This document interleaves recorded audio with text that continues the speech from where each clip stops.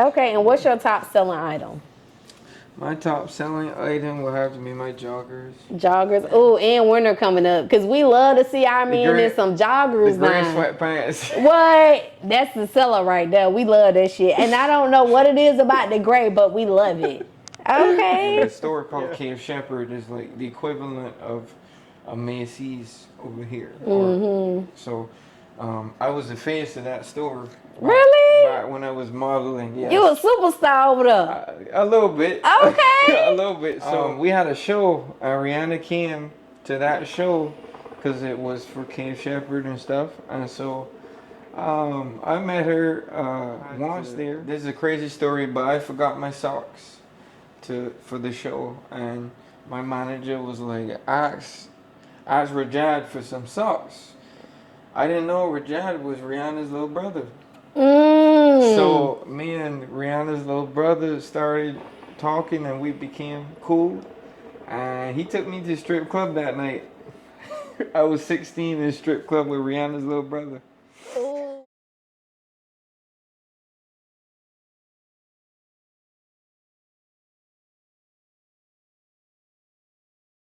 Hey cousins, it's your girl Goddess7, and this is Cuzns Tea Podcast, where we talking to minority entrepreneurs, we talk to creators of all genres, and we talk about all the hot topics and whatever the fuck else come to our mind. Today, y'all, I got this guy is talented, y'all. Very talented artist in the building. He putting on for the Caribbean and for the States. He's the CEO of Rougenation LLC and Rogue Records subsidiary. Rougenation also has a streetwear clothing brand where you can find clothing for males and females. He's from Barbados, and he resides in the United States, y'all. J-Ro in the building with y'all favorite cousin. Hey, J-Ro. Thank you for coming. You like your intro? Yeah, that was fire. Okay, I try to do as much research as I can so I could, get all your hitting points in there. Appreciate that. Okay. So how long you been in Charlotte for? I came to Charlotte in 2019, August of 2019, so about a couple years. So did you come here straight from Barbados, or did you go somewhere else first? I went to Iowa first.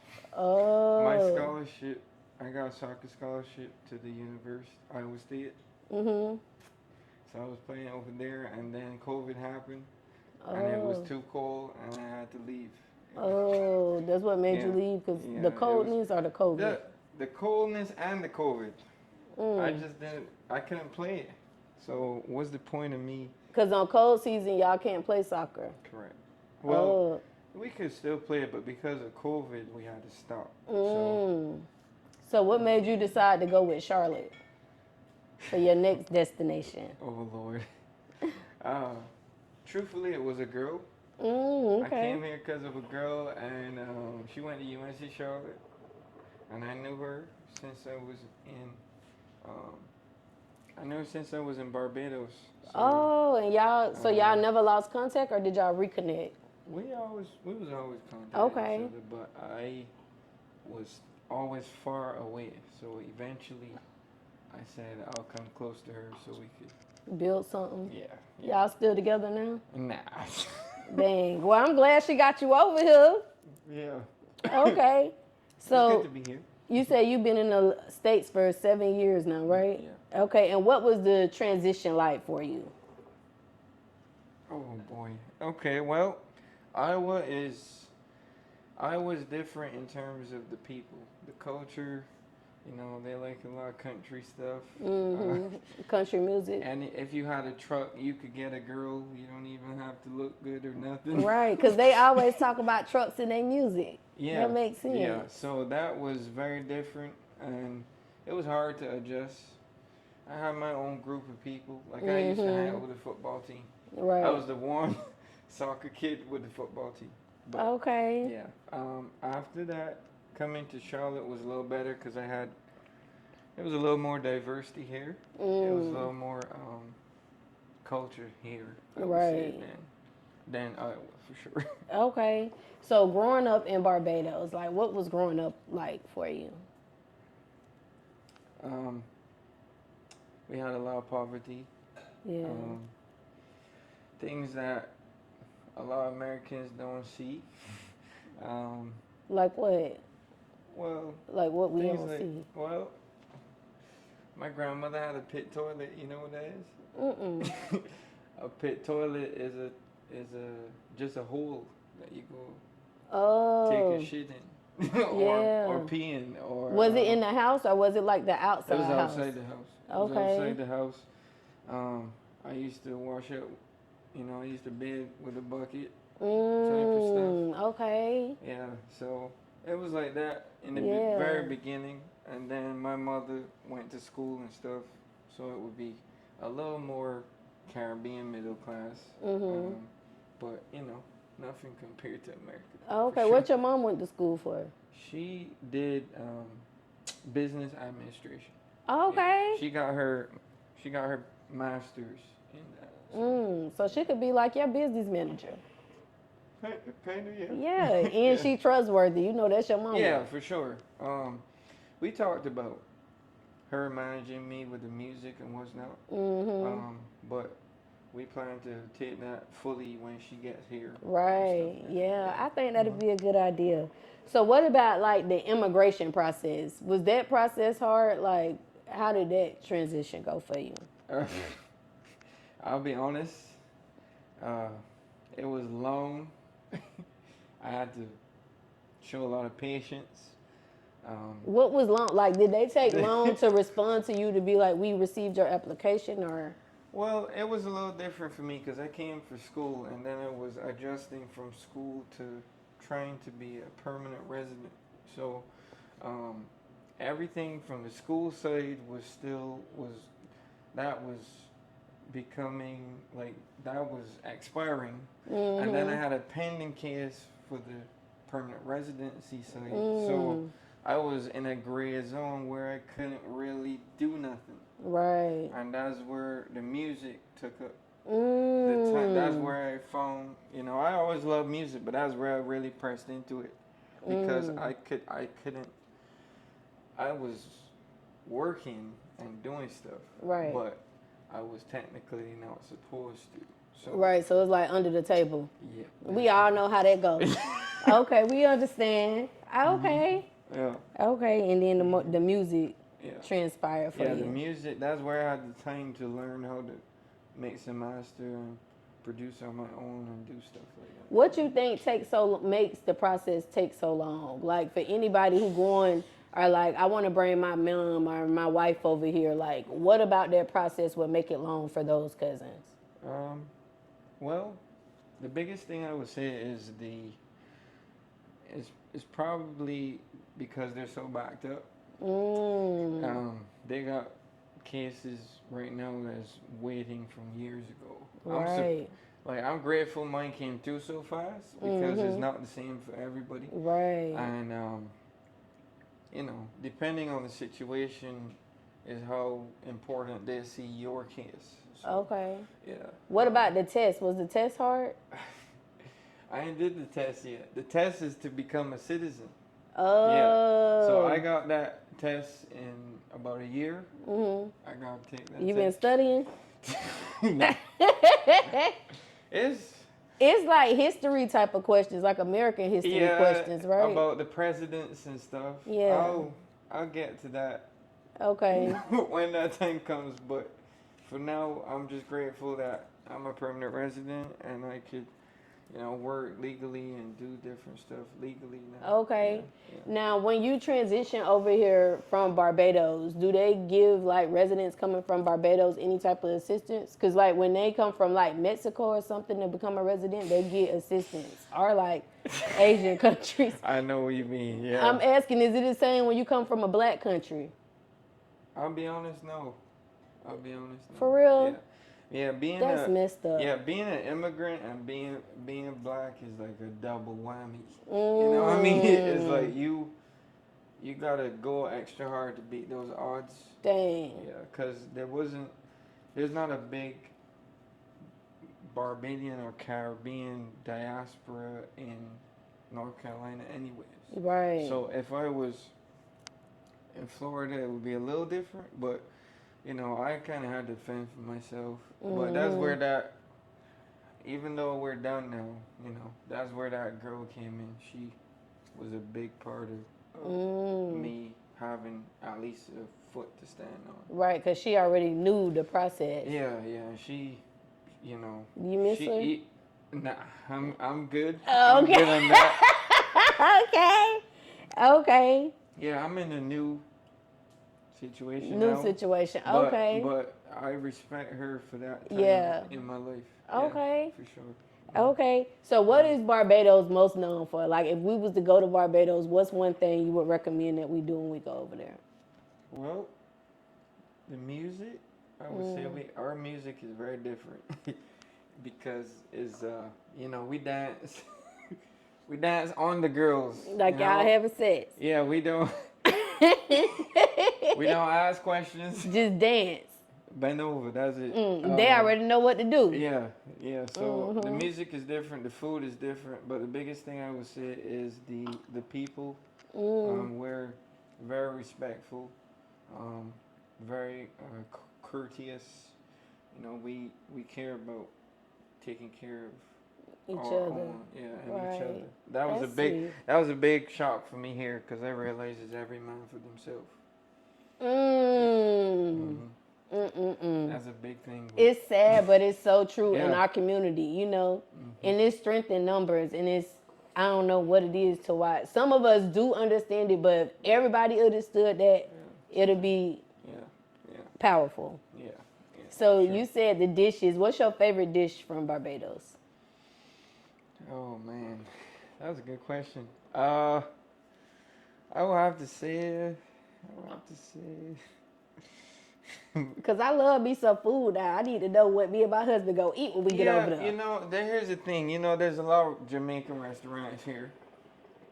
And the Jamaican restaurants take the food from all the other countries and put it in their restaurant. To their restaurant. Okay. Yeah. So I'll give them the jerk chicken. What's y'all's though? For us, I would say we have, you ever have flying fish? Yeah, so flying fish is a fish that is mostly in Barbados. They have little wings, so it look like they're flying, but they really, they really be like. It's the ones from Mario Brothers. They like glide above the water. Okay. And they use their tail to like flap and stay above the water. So fried flying fish is a big thing. Fish What's cakes. What's the best way we should have the flying fish? Fried. Fried and like maybe like it may sound crazy, but in a sandwich or something like that. That don't sound crazy. Black people love fish sandwiches. With some hot sauce. Ooh, that be hitting now. That be hitting. We love that. We eat ours with grits too. Yeah, I promise you that would change your life. For sure. You have some potatoes on the side or a salad? Yeah, I mean, yeah, for sure. Because we eat a lot of ground provisions too. Right. Yams, potatoes, eddos. What's eddos? It's a type of. It Potato? comes from the ground, yeah. It's different. It tastes different. Sweet potato, we're big on that too. So there's a lot of. Is it a lot of like foods. People that eat plant based over there? Yeah, including me. But okay. Since I got to America, I've been eating crazy. The junk food tastes so good. The fast food tastes so good. But it's so bad. But they put something in it to make it taste so good. Yeah, I'm trying to have a balance. Right. But it's hard. Yeah. But a lot of ground provisions, and I would say our national dish is called cuckoo and flying fish. What's cuckoo? Cuckoo is a mixture of oatmeal, potatoes, some lentils, stuff like that, and you mix it up. And you eat that with the flying fish with some brown stew gravy. Is it like a savory taste versus not a sweet taste? Because you said oats. It's a mixture of everything. It's a little pepper. It's a little, because everyone makes it differently. But we're big on pepper and spices. So when you eat that, it's not tasting like regular potatoes. Right. It's popping. So let me ask you this, because over here in the States, a lot of people like go to the grocery store. You get some at the farmer's market. Like over there with the houses, do a lot of people grow their own food over there? Yeah, in the backyard. In the backyard. We grow other things too. I know. Ooh, I love the other things, but yeah, I get it. Yeah. What about Riri? You ever ran across Riri over there? I have. You did? So I have a crazy story. So I used to model before I did music, and she came because I was there's a store called Cave Shepherd is like the equivalent of a Macy's over here. So I was the face of that store. Really? Back when I was modeling. Yes. You a superstar over there. A little bit. Okay. A little bit. So we had a show. Rhianna came to that show because it was for Cave Shepherd and stuff. And so I met her once there. And then I met her again when I was modeling, and I had to. This is a crazy story, but I forgot my socks for the show, and my manager was like, ask Rajad for some socks. I didn't know Rajad was Rihanna's little brother. So me and Rihanna's little brother started talking, and we became cool. And he took me to the strip club that night. I was 16 in a strip club with Rihanna's little brother. Oh, wait. Now, what's the difference from the strip clubs in Barbados versus the strip clubs in the States? That was a good question. So I have been to Onyx. I went to Onyx. Because over here, they can't get all the way naked. What about over there? Yeah, over there is, they're not going to be naked on the main floor type of thing, but if you go into the back. In the back rules, okay. What happens in the dark stays in the dark. Yeah, but there's more, there's a lot more chemistry, I would say. Here is like more of a pay to, at home is not as much about the money. It's about the entertainment. Yeah, and the experience, I would say, because, Caribbean strippers, a lot of them was actually from other countries too. Yeah. So, we was just talking and discovering each other's culture, and right. I'm still cool with some of them. So if we go over there, what's a good strip club to go to? I ain't gonna lie, I can't remember the name of the strip club. Oh, okay. What area is he? I was gone by the time I get to the strip club. Oh, okay. Okay.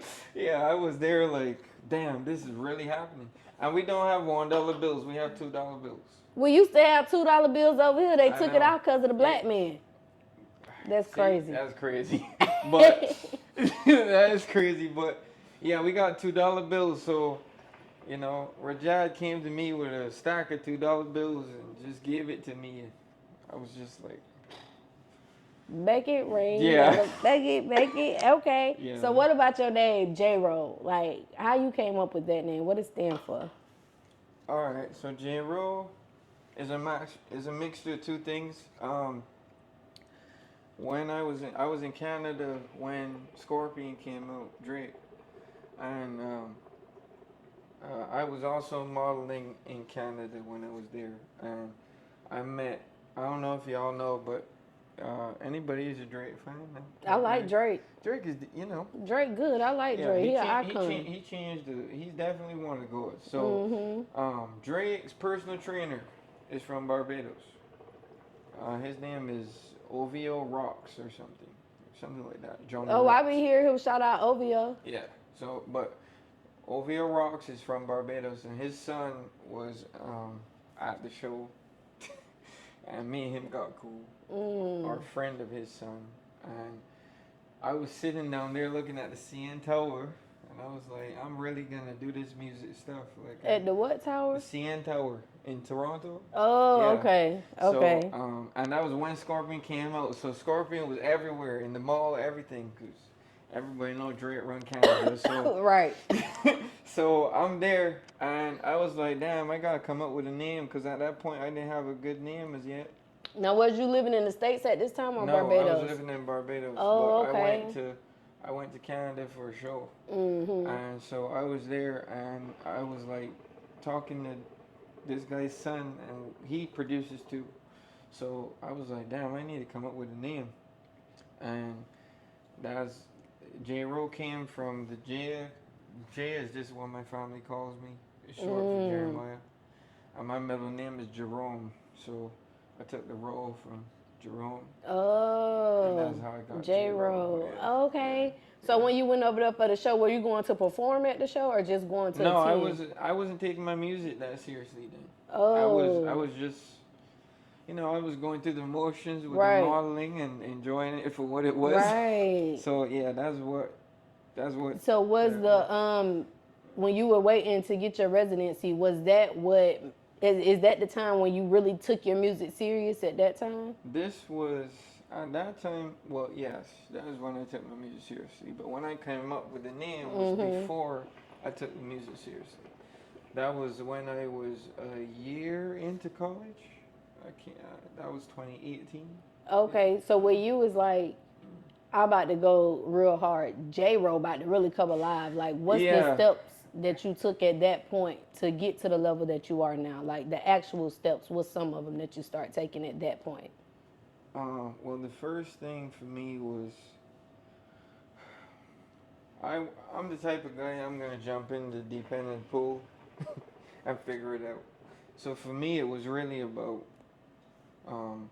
getting the most experience that I can with whether it's shows, whether it is performing, whether it's producing. You produce too? Yeah, all those songs you hear produced by me. Oh, you dope. Okay. Yeah. So I have my own studio set up at my apartment. Oh. And I do all that stuff myself. Yeah, so for me it was about just, cause I ain't gonna lie, when I first started, it was, the music wasn't as good as it could have been, but that's because I was excited and I just wanted to release stuff. You know what I mean? So I had to take a step back and really like hone in on my skills and learn stuff. But for me, it was really all about just the experience and learning how to do things by making mistakes as fast as you can. Right. With the studio in your house, what's the longest you've been up at home in the studio? Some weekends it will go to 4 a.m. You know what I mean? It's just, I'm the type of guy, I find my ideas alone. I don't like to be around. Right. Like like God's willing, when I get, to that next level, I'm not having people. I'm not the type of guy I'm having girls in the studio with me. Like I'm the type of guy I need to be alone so I can come up with the picture that I'm trying to paint.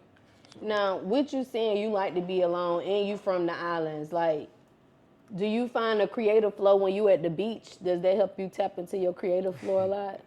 Yeah, I would say so. The beach, but honestly, a lot of my inspiration came from American culture too.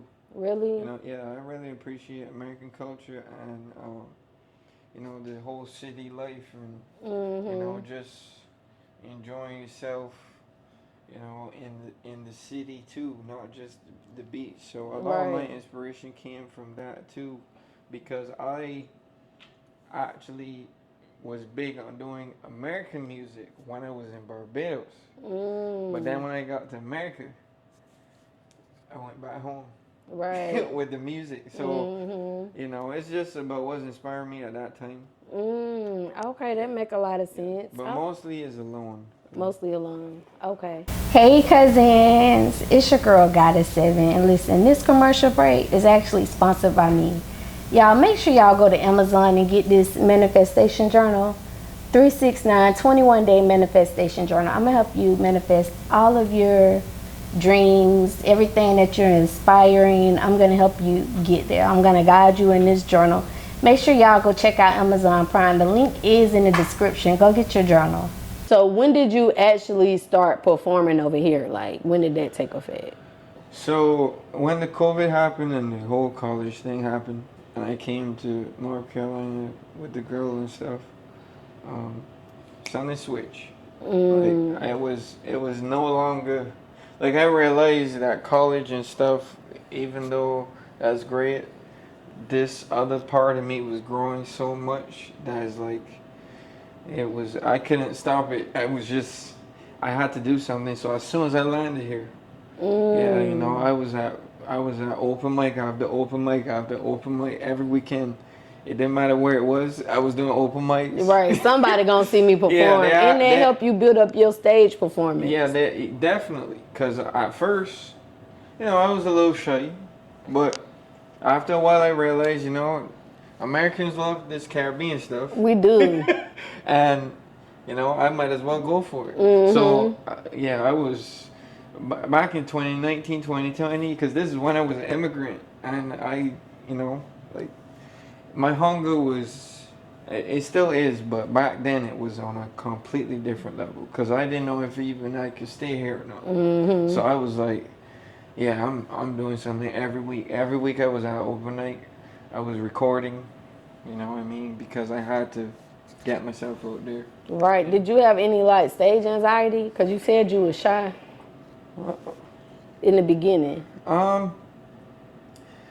Not really, because No. the modeling helped me break out of that. I would say it, because I understand that in this moment is a performance.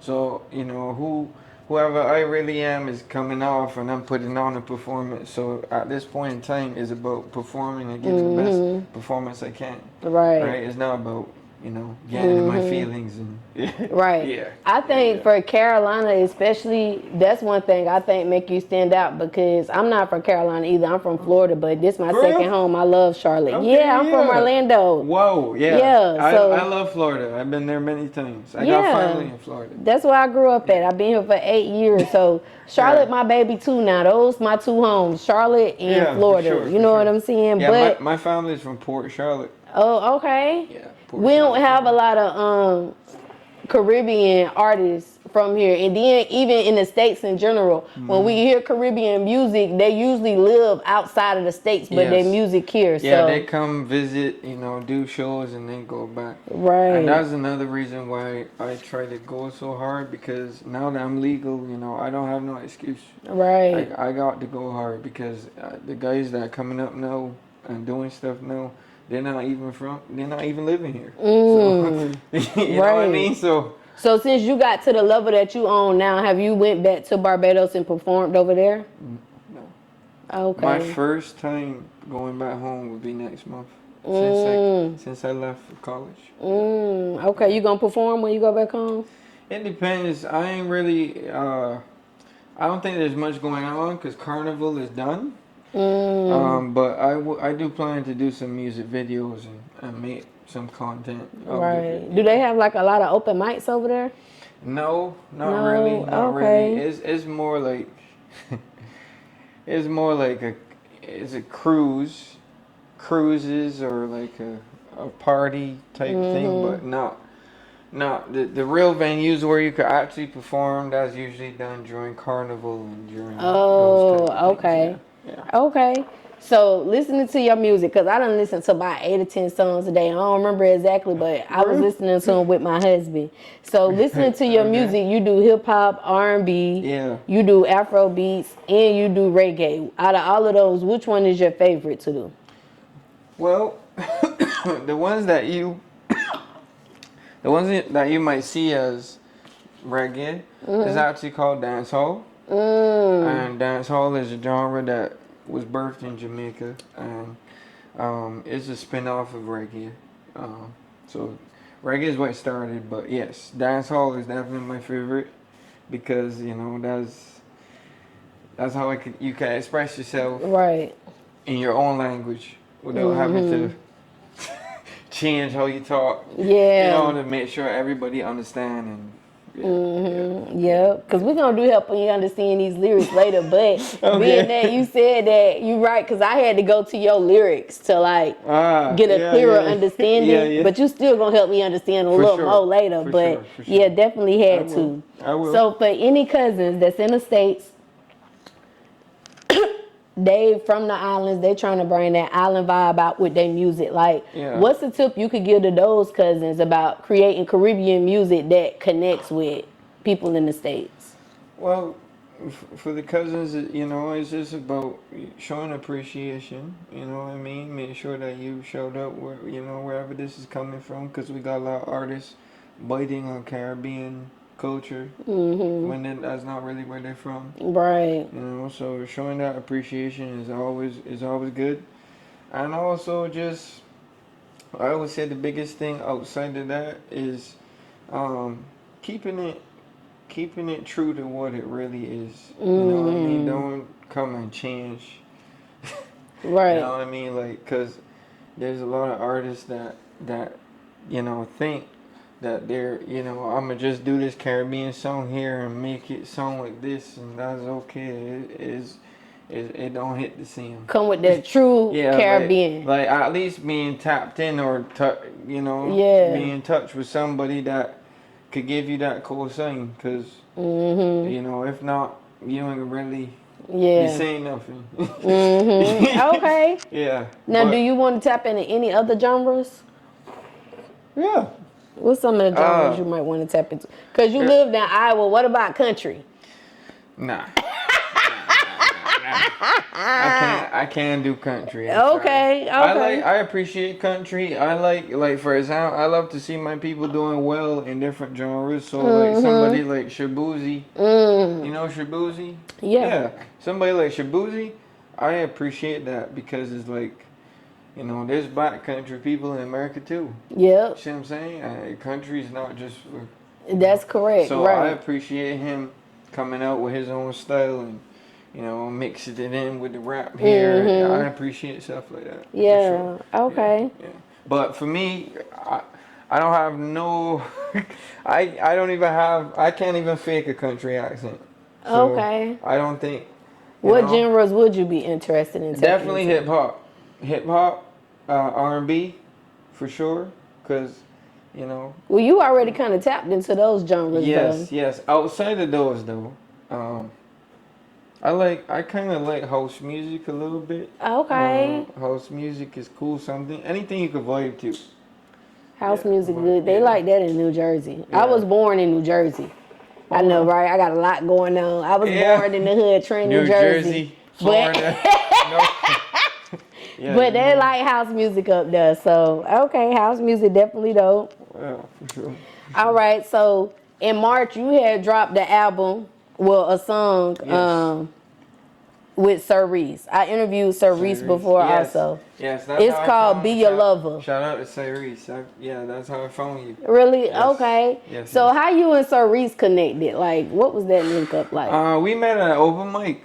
Oh, okay. Yeah, we met at an open mic. He was performing. See, a lot of open mics, even though I love Charlotte, a lot of open mics is about hip hop and which is great. You see what I'm saying? But I kind of stand out when it comes to those things. I also did the coast to coast competition before.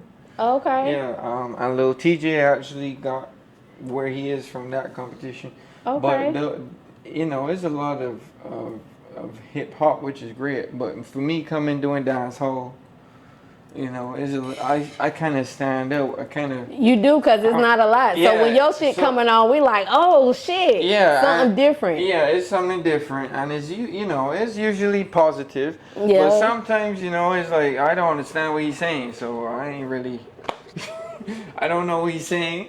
But mostly, I'm gonna tell you America the secret. Yeah. Even if we don't know what you said and that shit sound good, we gonna still love it. And you know who else was on your podcast? Who? Chuck T. Yeah. So Chuck T and I met at one of his. He has something called the Dopest Showcase, and he also has the what's it called when you perform at the Hornet Stadium? Yeah, so buzzing. Who's buzzing? Yeah. I did both of those before, and so he and I met A&R from Future's label and stuff, and everyone was telling me keep doing what you're doing. God been blessing you with some good connections. I met a couple people, so you know they was like, keep doing what you're doing.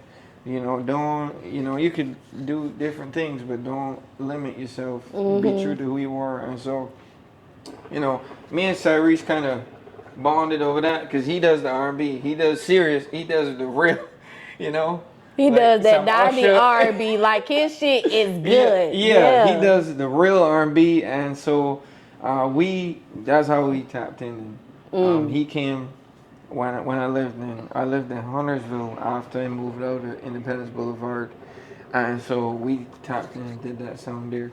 He actually recently just sent me a song because he want me to hop on it. Okay, I think y'all combination blend well. Yeah, I'm a little rougher on the edges when it comes to things, and he's more soft. And he doesn't sing, so, yeah. Okay. So being that, because you had a few collaborations that I noticed on your, because I was listening on Apple. So on Apple, I Music, seen a couple different collabs. Like, what advice can you give the Cuzns about finding that perfect person to collab with? Because anybody can't just jump on your song. It got to be like, I would think it has to be some type of energy there. Yeah. For me, I would say is in person. That connection in person.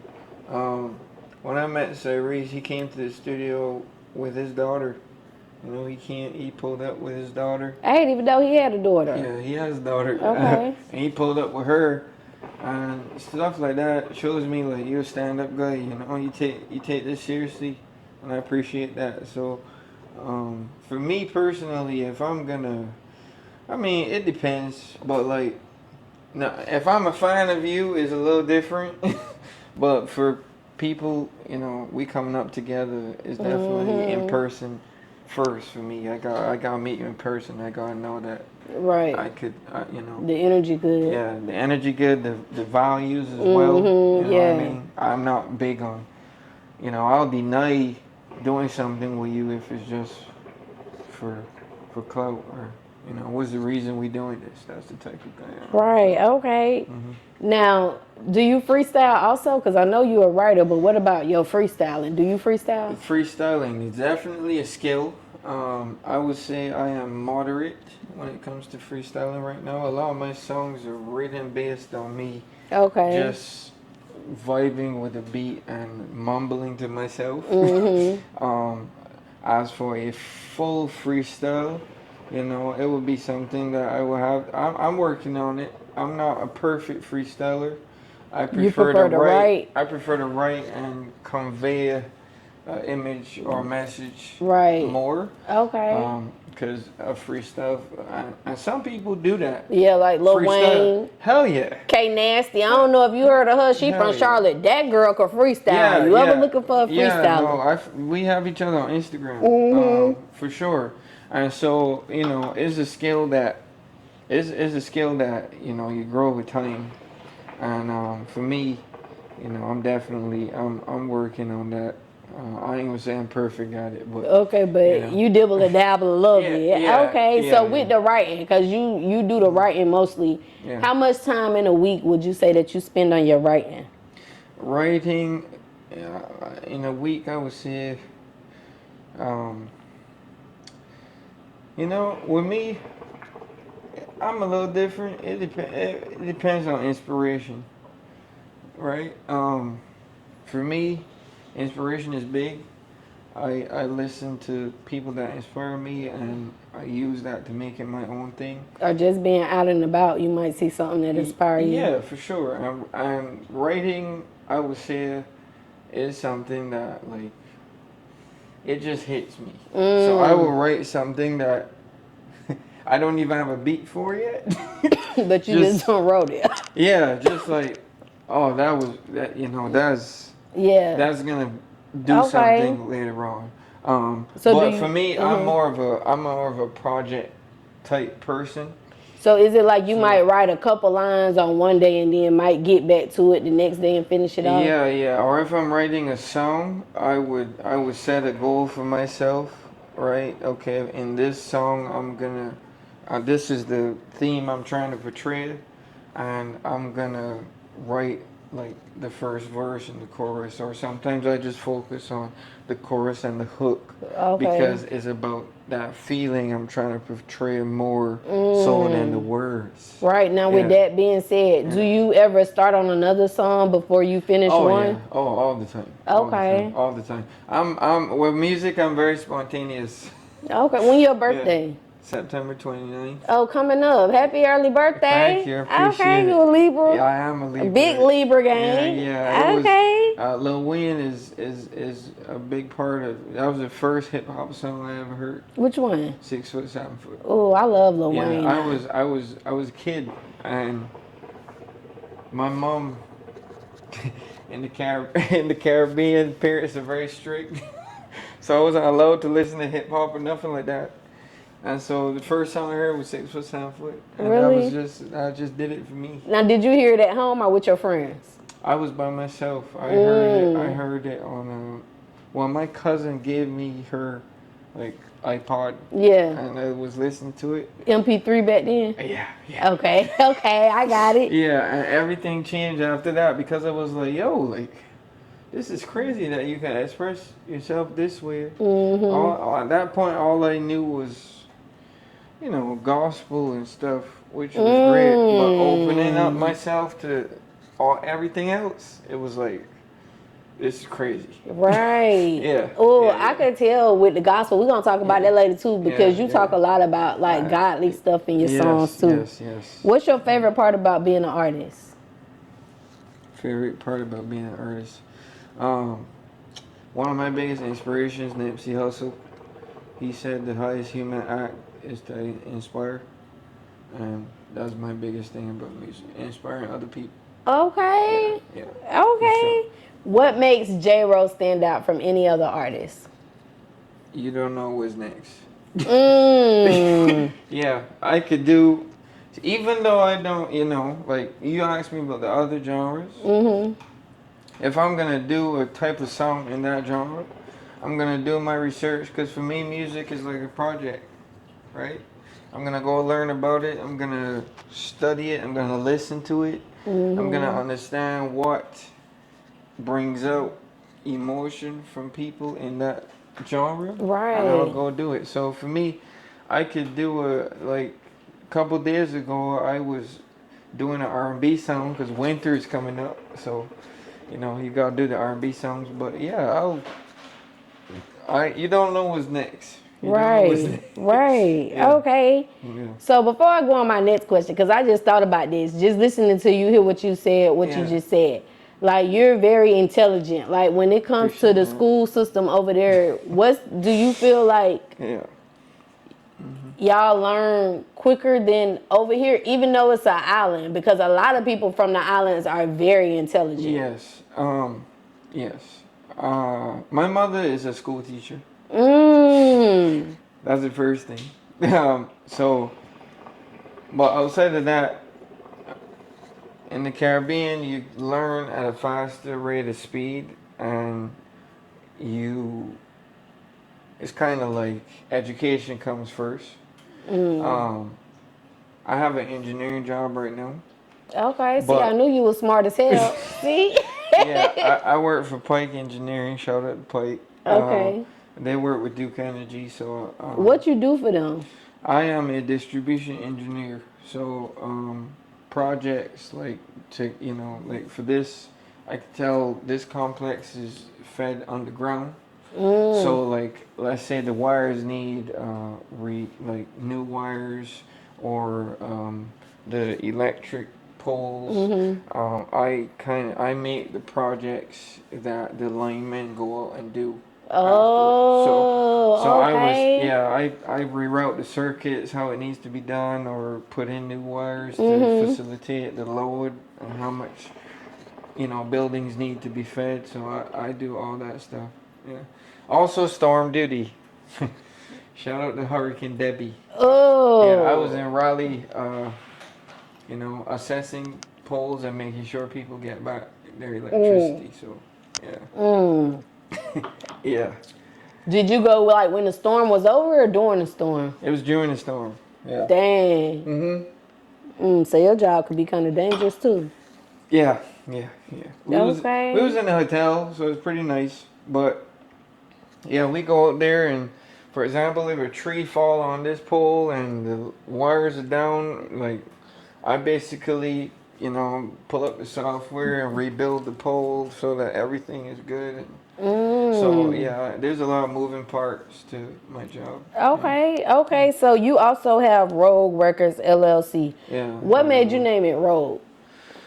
That's a great question. Because you got Rougenation, Rogue Records, Rogue Clothing. Yeah. The reason for that is because when I left Barbados, I was on my own. See what I'm saying? So I watching Batman and different things, I saw it as that I went rogue. I'm on this journey on my own, learning, and I'll bring it back. You said learning. You did your look like that. Learning. Yeah, learning. Okay. Learning different things, right? Whether it's about being an immigrant in America or, learning for school or different things. So, Rougenation and Rogue Records is just about, going through that journey on my own and bringing it to other people. Now, are you currently looking for any artists to bring on your label?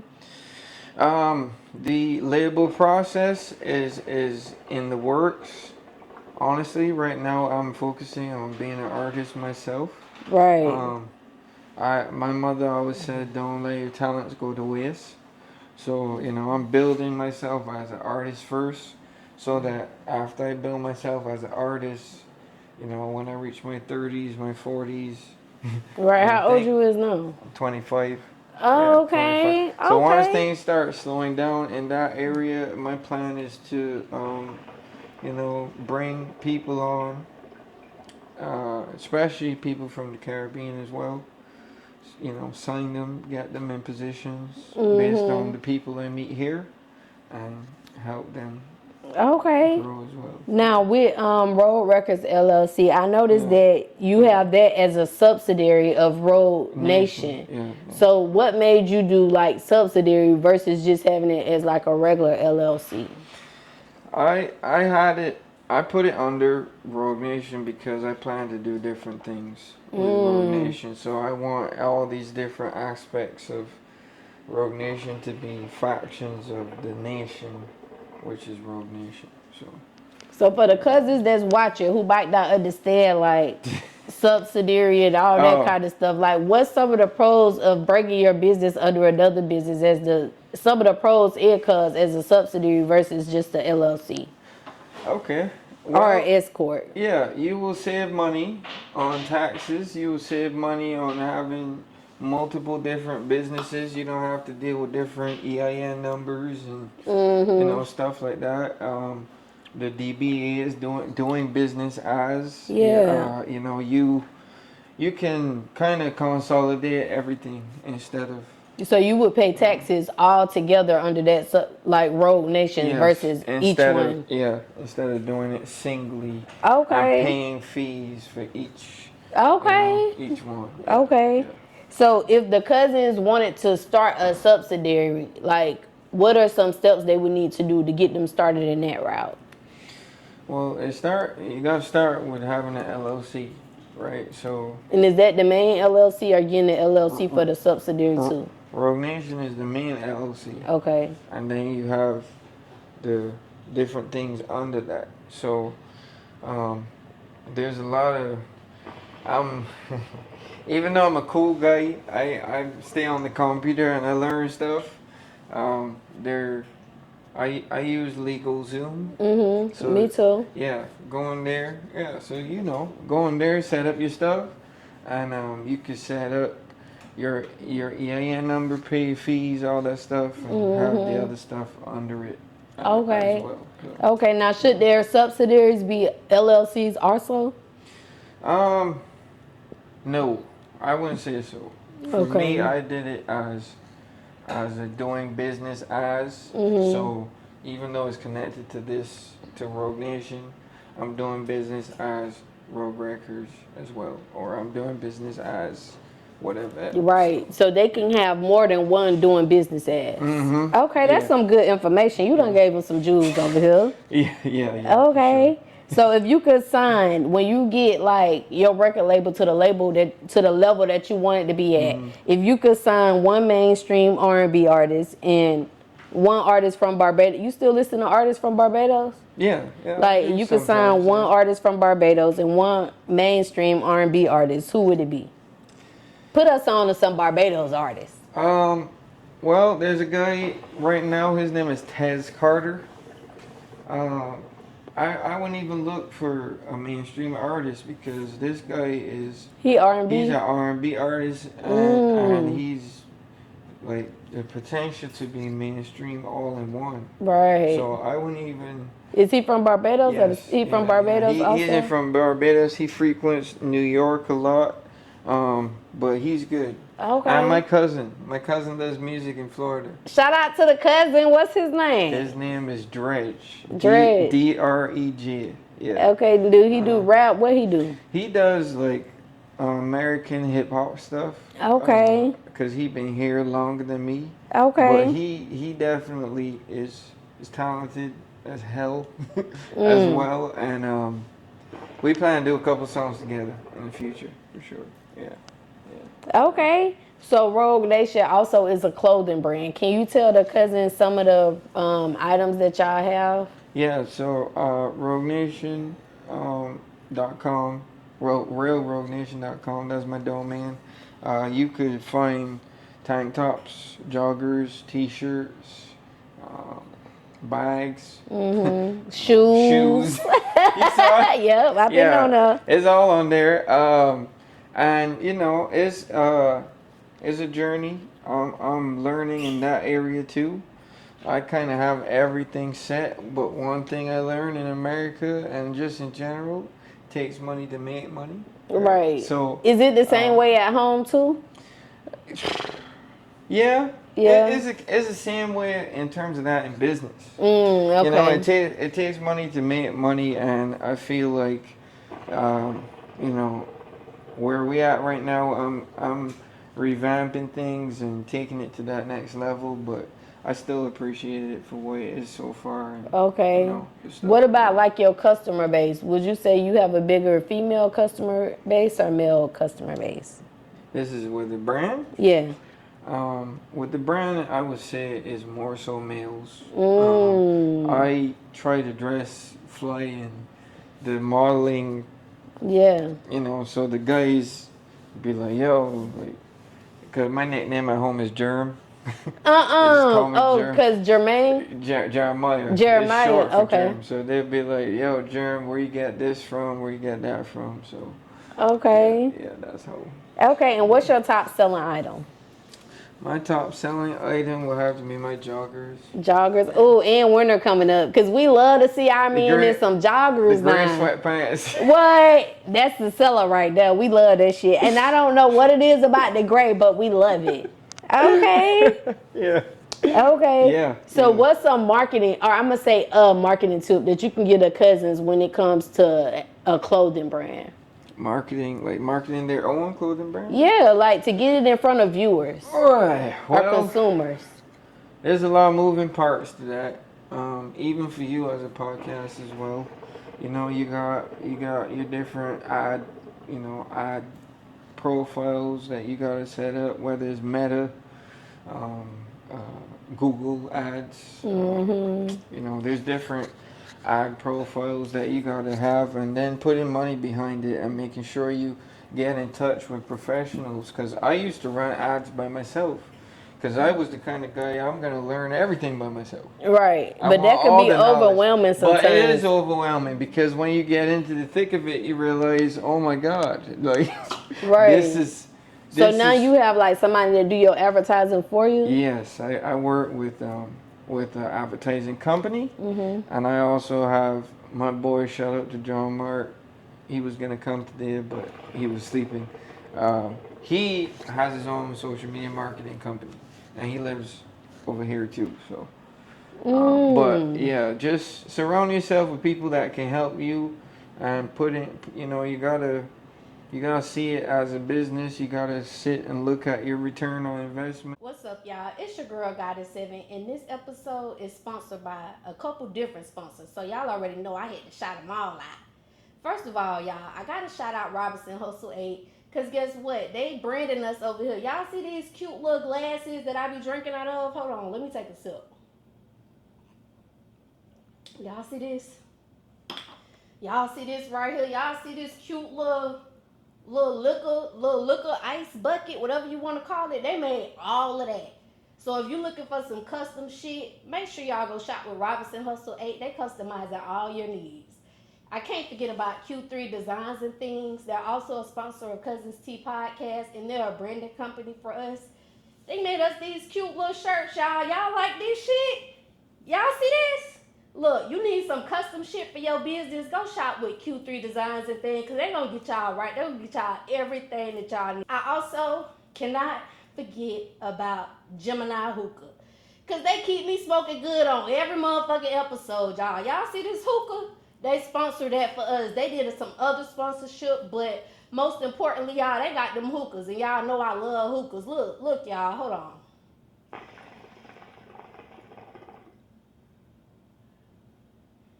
See that cloud? See how that smoke just come out real thick, real cute or whatever? You could be smoking like that too, y'all. Go shop with Geminiih Hookah. They got these ice packs. They got these portable hookah tips. You can take this thing anywhere with you. And they got hookah candles, y'all. They got different shisha flavors. They can make you anything you want. So make sure y'all go shop with Geminiih Hookah, y'all. Go get y'all hookah. Until next time, cousins. Bye.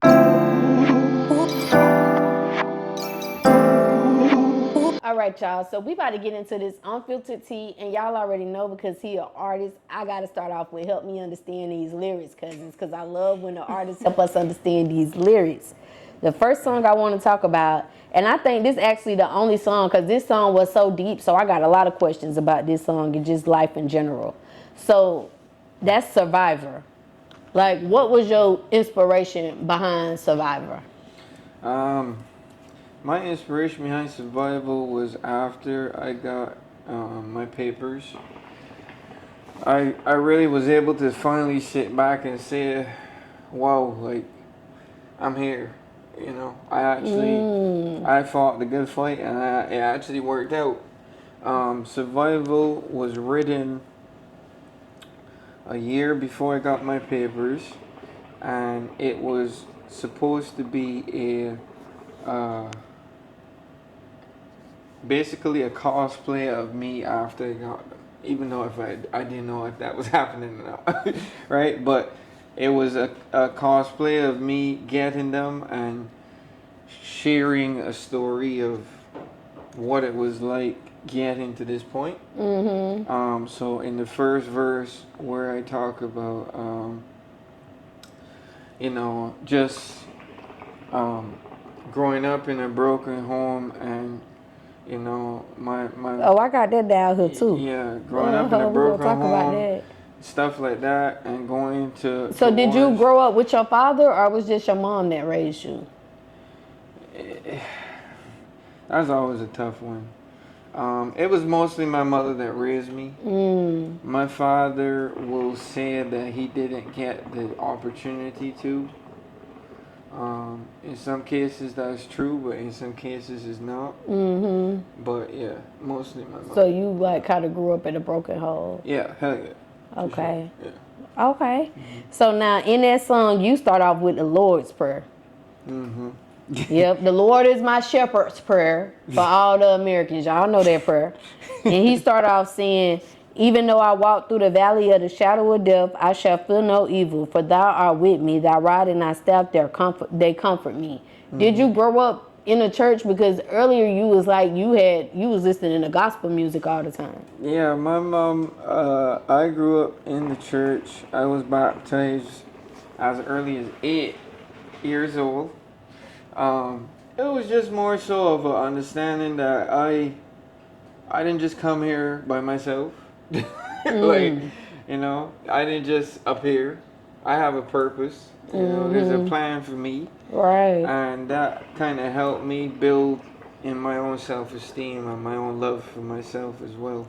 So, saying the Lord's Prayer was just understanding that while I'm going through this battle, because the valley of the shadow of death for me was being an immigrant. It was driving for 4 years with no license. It was going to work at jobs where I wasn't legal and staying undercover and under the radar. And when we already deal with enough as black people, but for me it was that next layer where, okay, I'm black, but I'm also not supposed to be here, so I'm heading the other direction. Like those type of things, that paranoia of being close to policemen or police is behind me, so I'm turning off the street. Like that's some Florida shit right there.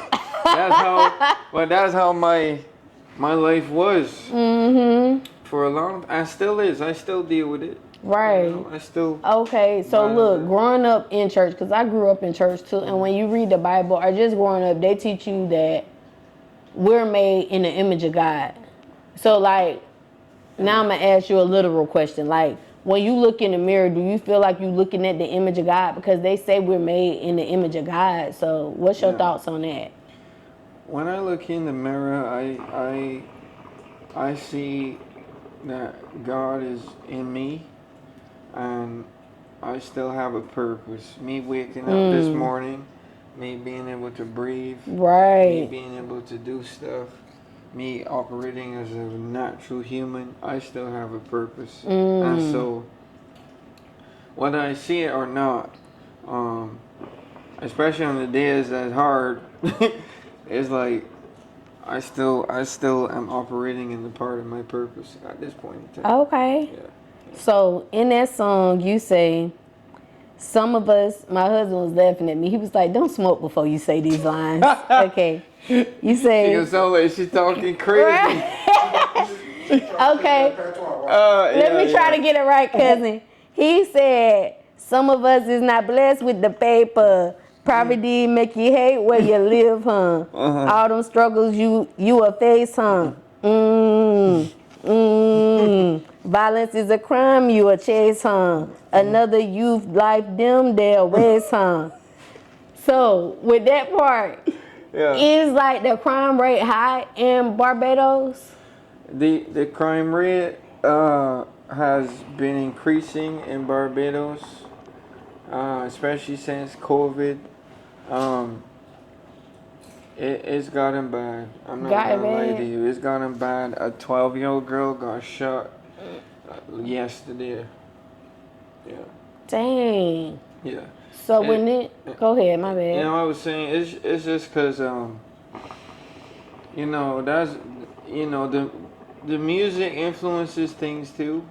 I would say it a lot, and dance hall is definitely way more raw than any hip hop you can find. Right, here. But dance hall they talk about shooting each other up and killing and stuff, is it? Yes, a lot of it is about that too. It is. I thought it was about dancing. See, that's the thing.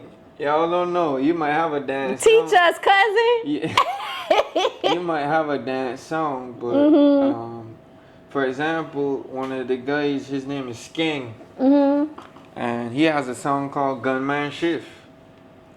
And that's a dance hall song. It's a dance hall song. It's very catchy, and I love it. But the song is literally about you clocking into your gunman shift. It's like your job is to be a gunman. Yeah, so your job is looking for ops and.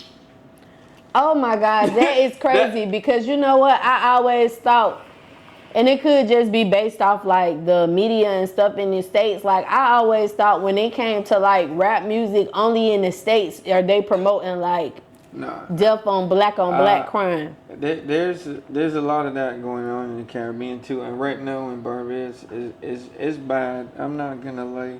Every time I look at the news, it's somebody else getting shot or dying, and that's why I made Survival. Survival is talking about that. So would you say like it's a difference from crime in America versus crime in the Caribbean? Yeah. What would be like? What's some of the difference? Crime in the Caribbean is more raw in terms of that you don't know who the guys are for real. It's a different landscape. You got multiple. It's not just guns. Machetes. You got, yes. My grandfather keeps a machete at every door. You see what I'm saying? The doors to exit the building or the house. There's machetes at every door, so you could have,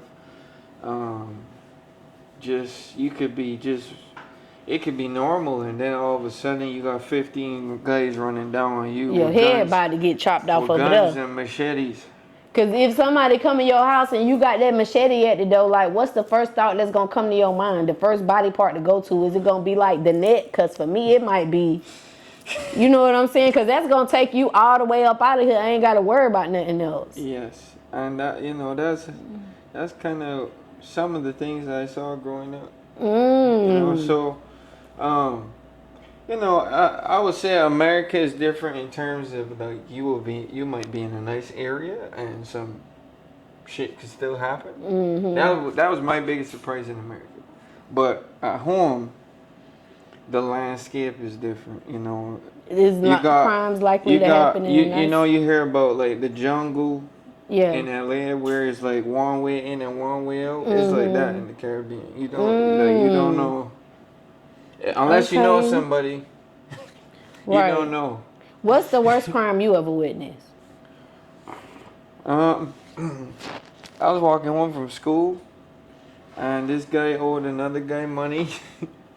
I grew up in a place in Bush Hall, Barbados, and he was getting chopped up with a machete right there on the side of the road. Ooh. And I was walking. You could see the white in his hands. Yeah. Do they just leave the body there after they chop it up with the machete, or they dispose of it? I would say a lot of it is they won't kill you entirely. They'll just mess you up. Mess you up bad. Like I got one of my cousins he's shot in his eye. He lived through getting shot in his eye. He has bullet fragments in his eye. So he in Barbados. Yeah, he wears an eye patch. And I have he in Bushwick too. Bush Hall. Bush Hall too. Yeah. Okay. I got another. My uncle got in a fight with some guys, and they. He did his damage too, but they beat him up with a pipe. So now he got a hole in his esophagus. He got covered the hole at the top. So, They didn't give you the thing over there where you be like, Well, he is connected around his neck, and there's a hole right here, and so he covers it to be able to talk. He can't talk without covering it. Okay, so they don't have that machine over there. Oh, yeah. No? Okay. Healthcare over there is not like here. Do they got free healthcare over there? They do? Okay. Well, that's good. It's free, but unfortunately it's not on the level that it is here. Okay. So what about, like, the police? Like, are the police allowed to carry guns there? Because in Canada, UK, they don't carry guns. Hell yeah. They can? Yes. They'll pull up on you with an AK. AKs? Yeah, damn.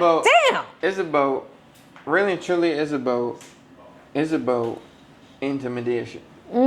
So they'll pull up with the AK and get you to stop what you're doing.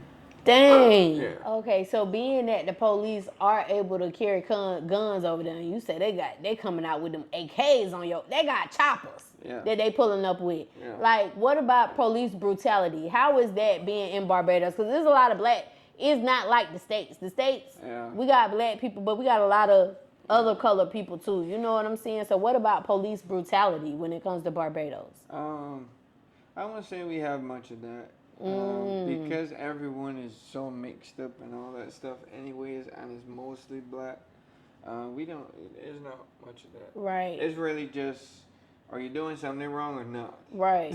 If y'all see, in Barbados, let's say, because I was watching the interview with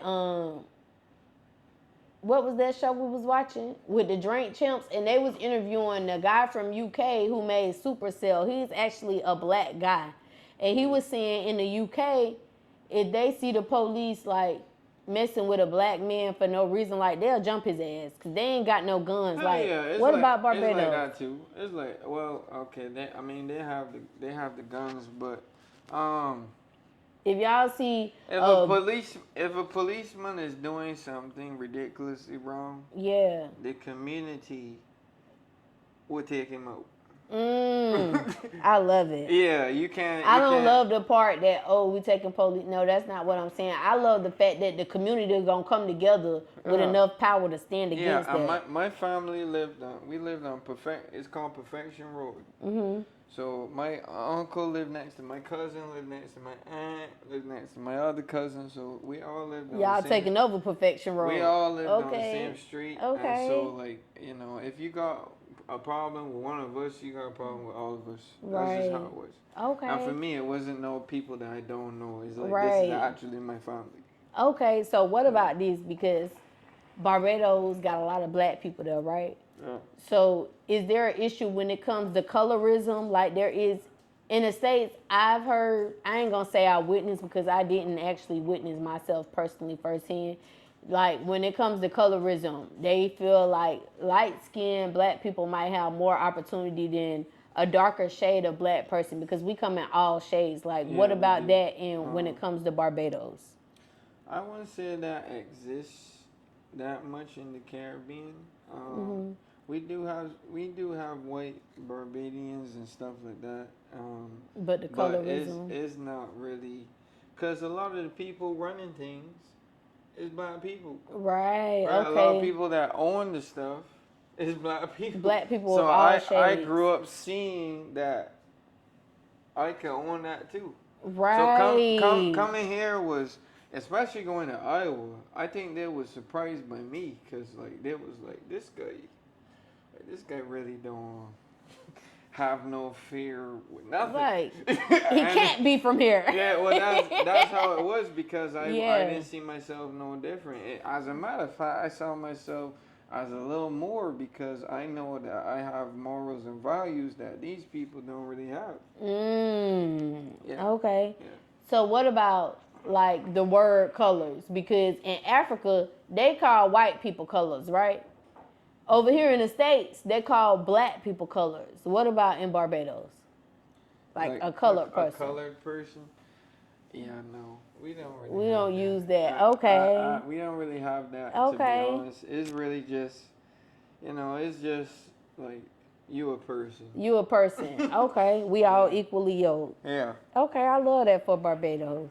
Mm-hmm. So also on that song, you say, broken home, them don't know how far act, y'all. Mother had to be a mother, but still a father. Father gone, them don't know where he at, y'all. Basically saying like it's some broken homes, the father gone, and we don't know where the father at.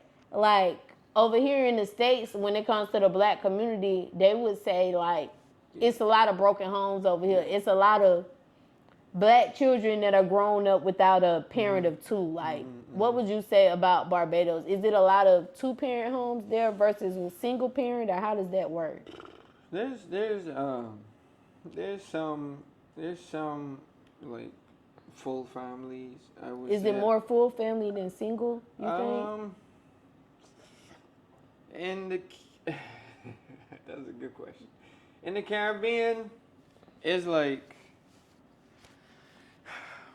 That's a really good question. We have a lot of broken homes only because we're a little more old school when it comes to certain things. So when it comes to if you're a successful man in the Caribbean, you're not gonna have, like, it takes a very special man to have that family unit because remember we come from Africa now, so like there's a lot of, if you're successful like that, you're gonna have that man that have outside homes, like King David. He gonna have like, yeah, because that's kind of how it was. Right. Can they have more than one wife there? No. Okay. No, that's not a thing. But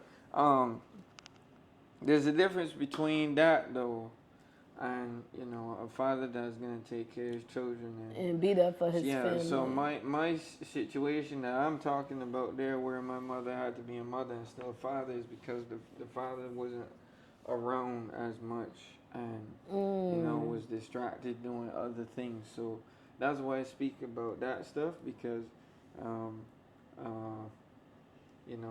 my mother had to play two different roles for a long time. Okay. So now that you over here, like, have you dated any I know you in a situationship right now, you in a relationship or whatever, but when you during the time that you was not in this relationship, have you ever dated any American women? Yeah. What would you say is the difference versus like American women and Caribbean women? Because we got two different cultures. We all from Africa, right? But we brought up in America. They brought up in the islands. So I'm sure it got to be some differences. Like, what are some differences that you've noticed? Differences between American women. American women are a lot more gullible. Yeah. You mean believe anything? Y'all believe anything. I would say that. But I being from the Caribbean, I enjoy differences, and I enjoy being around or being able to, like, because there's layers to American women too. Give me some of the layers, cousin. You got, for example, my ex was she was black, but she hang around a lot of white people. So she was black but had white tendencies, and that was weird for me, because I seen white people in the Caribbean that the same as me. Right. Right? And then you got, What were some of the white tendencies? Some of the white tendencies is just like, we went to McDonald's, she cut in the burger with a knife. What? Yeah, that really happened. I looked at her like, what the hell? She was bougie. Yeah, she was a bougie black girl. And that was interesting. That was what that was. Wait, when you seen her first cut that burger with the knife, what did you... I was like, what are you doing? If you don't bite that burger, girl... Eat the burger with your hands. She was like, oh, the burger's too big. I can't. I was like, yo. Ooh, the burger too big. We know she ain't but anyways, that's something different. You're supposed to be eating that. Yeah. So I was confused. And then, so, I had to really help her. I actually helped her get adapted to the culture. Her blackest side. Yeah. Where you like. Now, is this the one that's from Barbados or no? No. She was from here. She was from South Carolina. Okay. But she grew up with a lot of money, so she. Right. You know what I mean? But then I went from that to talking to a girl named Jessica. What Jessica was from? Jessica was from North Carolina, but Jessica... She was black? No. She was white? Yeah. What made you tap into that part? Jessica was more black than the... She was more black than Jessica was more down to earth. Yeah. So I was like, what the hell? Which was, so... It was she was from Charlotte? She was from Charlotte, and Jessica, shout out to Jessica. She was very nice. We was friends, but not a little more than friends. Right. And Jessica used to make sure it was good. That's you know what nice. I mean? Yeah. Jessica kind of held me down so too. What about for the men? Like, what would you say is some of the difference that you noticed from men from the Caribbean or from the islands versus men from the States? Oh man. Cause you a man, so you got to give us some type of insight. I find that a lot. Some American men, they do a little too much. Like what? They go out of their way to appear as tough. You know what I mean? When really and truly, if when you secure yourself, you don't have to do all that. Mm. So some of my open mics and stuff, you know, they'd be doing the me mugging, looking at you, and I'm just like, so I was always on 10, cause Yeah. what? Tank me on go? On 10, yeah, on Oh, go. on 10, Yeah, on 10, okay. cause what you, Yeah. you know what I mean? Versus over there, it's more everybody giving love. Exactly. Okay. Exactly. So, cause I find here is like you try to bring down other people. So, and it's like that. I ain't gonna say it's not like that in the Caribbean too, but just more so like, you know, even though that I went through my struggle and stuff, Mm-hmm. you know, some people that were looking. Right. Okay. It's like, you don't know me for real. So I watch some podcasts, and a lot of times, I ain't gonna say a lot of times, I'm not gonna say a lot, but sometimes they would be like, American women are more masculine than women from other cultures. What's your thoughts on that? That's a good one. Oh. I would say so, yes. Yeah. And the reason why I say that is because, to a certain extent, I'll play devil's advocate. Mm-hmm. So, you know, a lot of the men take.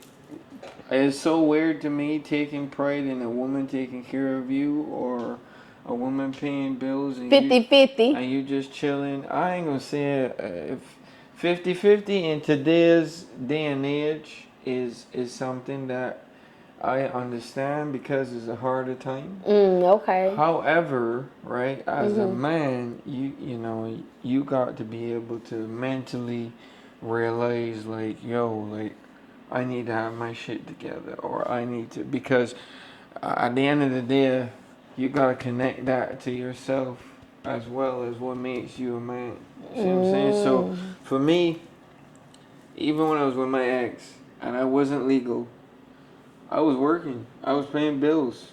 I was taking care of stuff because it's just, you know, like when a woman adopts that role, she's out of her zone for real. Yeah, because that's not how she was created. Exactly.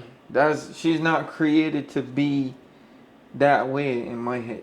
So for me, it's like I'm gonna make sure that, especially from a provision standpoint, you know, for me things are gonna be straight and. So listen, looking at it from like, now you in the States, but you grew up in the Caribbean, like, what do you think, like an outsider looking in at the States, why do you think is so, because like you said, it's a lot of masculinity in women. Why do you think that is here in the United States? Well, at the same time, like I said, playing devil's advocate, you got Let so me hit many. the hookah, J-Roll. Yeah, it's my bad. It's okay. You got so many different ways to make money now. See what I'm saying? So like a woman could go start OnlyFans. I mean, And blow up overnight. Overnight. So like, how is a guy supposed to keep up with that? See what I'm saying? So now, for me now, that's saying to me like, oh my gosh, I got to raise the bar even higher. So you think maybe because the women have been given the opportunity in over here to where, to be honest, in a lot of situations in today's time, they kind of excelling the men when it comes to, and it's a lot of men on America on their shit. Don't get me wrong, but the women have been given the opportunity to where they could get to that same level or exceed even higher.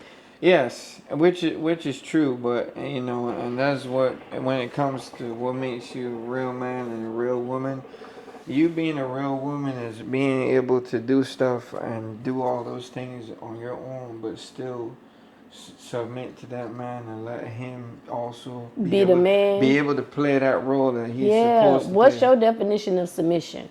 Submission, my definition. You know, I'm not saying like you're supposed to be at, you know, his beck and call for everything and, you know, cripple him, but you know, doing the roles that a woman plays is important. You know, be there for him mentally, support him, you know, and show him that he is still worth something, even though he might not be where he is want to be financially. right now. He's still worth Yeah, something like, as a man. those things matter because at the end of the day, when he grew into that light of like, yo, like discovering his worth type of thing, you know, he's gonna value you more than any other. Right, and being that you said that, that made me think like maybe it's because what you just saying that is because over here, money is the top priority versus so many other important values and factors that come into place. Exactly. And so, with that being said, though, as a man, you still got to realize that, unfortunately, that's the, you know, that's the thing that is so important here. So, you know, it's important for you to come with that too. Right. What about relationship wise? What would you say is some of the differences that you have noticed versus, because you said gullible, but what about relationships versus like being in a relationship with someone that's from the islands or outside of America versus someone that's in America? I would say, we talking about Black America or just in general? I would say Black America because we Black. Yeah. And there's a lot of healing to be done. There's a lot of trauma going on. There's a lot of mistrust. There's a lot of, you know, years of trauma that needs to be healed from.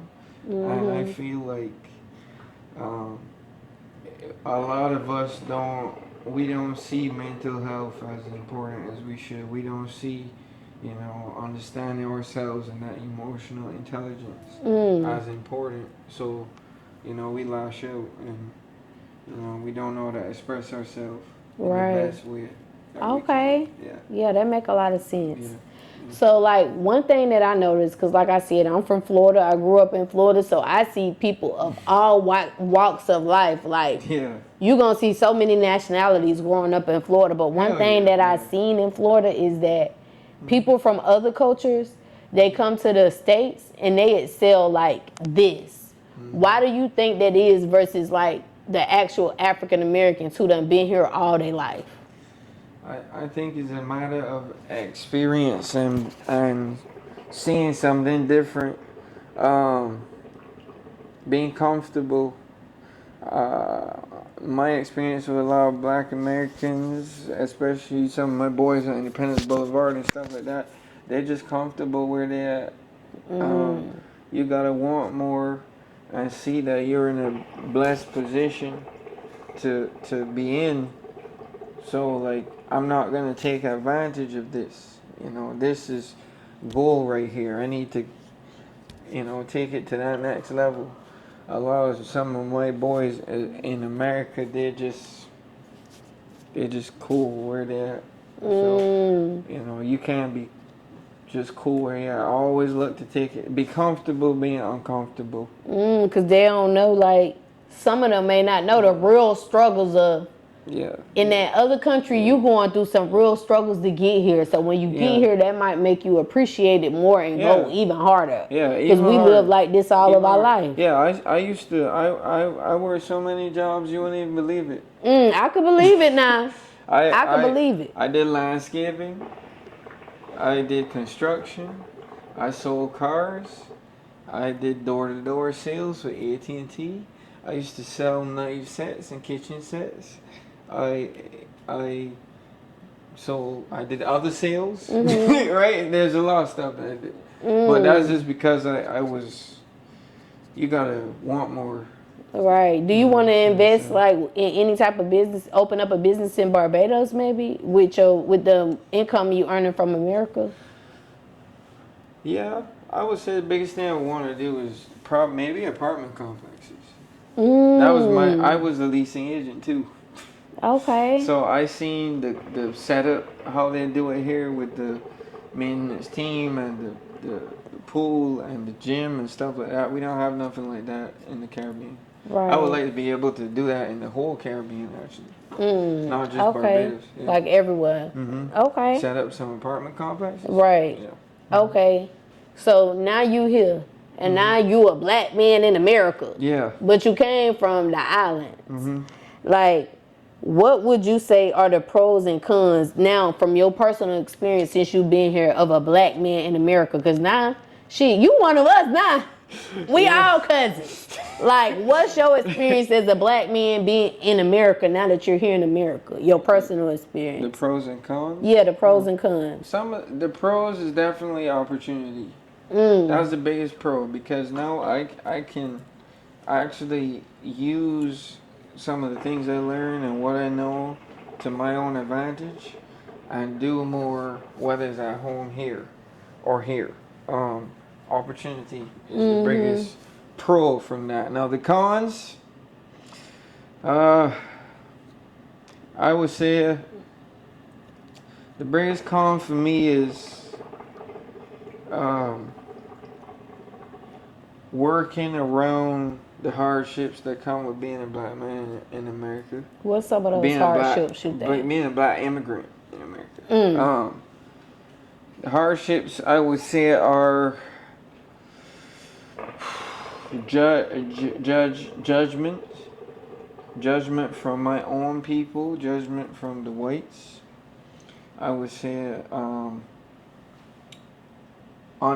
being underestimated, right? Having to go that extra mile to get to where somebody that didn't have to do so much.